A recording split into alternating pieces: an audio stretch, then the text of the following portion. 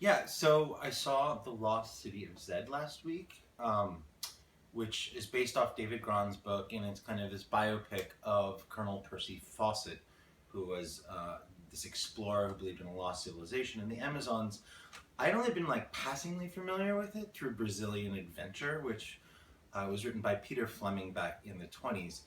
Fleming is the older brother Ian Fleming of James Bond fame, and basically Peter, the elder brother, went off on an expedition to find Percy Fawcett's lost expedition.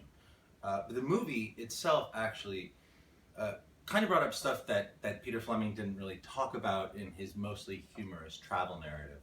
But it was more about Fawcett's work on behalf of Amazonian natives, which just kind of sent me down one of these rabbit holes with Wikipedia and looking for like any source I could find on uncontacted tribes in the Amazon region. So Brazil, Colombia, Peru, um, and just about some of the late contacts that we've had with them.